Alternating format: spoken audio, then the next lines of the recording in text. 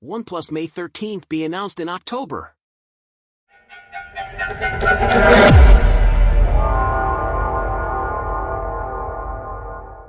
The OnePlus 12 is available globally, and the phone has all the features you could ask for in a 2024 flagship.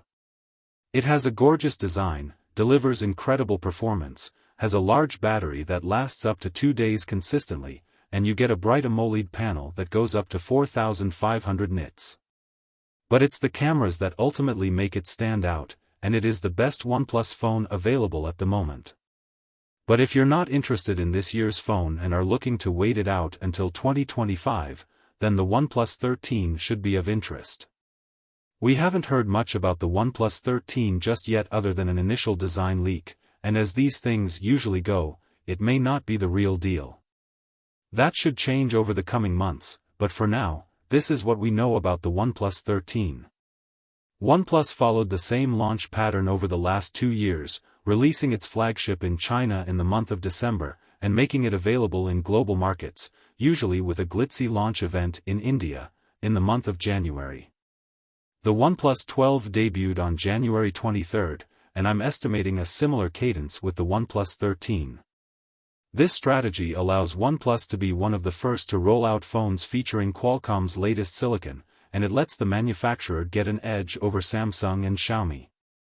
Even though Xiaomi launched the Xiaomi 14 series earlier, the global launch isn't going to be until the end of Q1.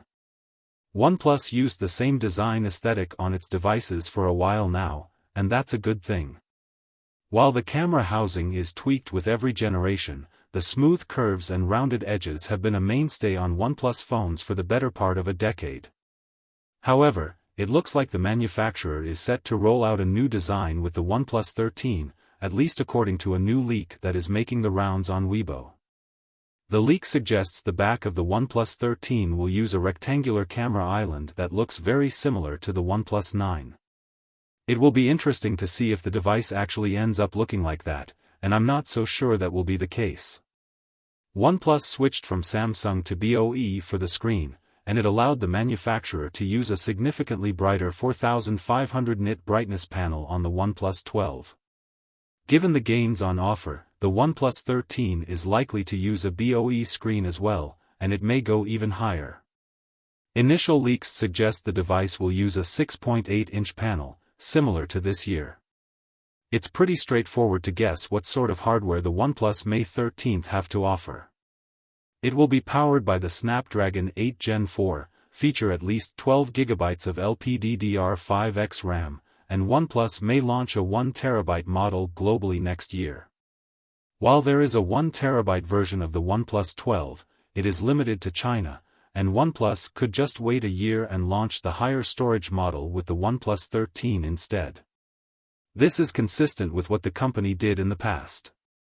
Elsewhere, I don't see any changes coming to the 100W charging tech, and the battery should be the same 5,400 mAh unit that we got this year.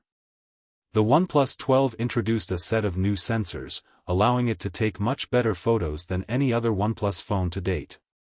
This is set to continue next year, and while I don't have any details to share at this point, it is likely that the OnePlus 13 will have better telephoto lenses and a new main camera module that has increased light sensitivity.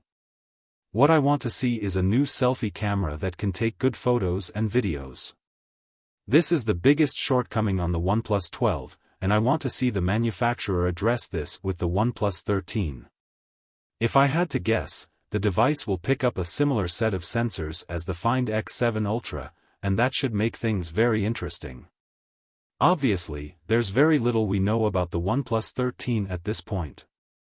But if history is any indication, it shouldn't be too long before we start getting leaks, and I'll be continually updating the post as new information about the device emerges.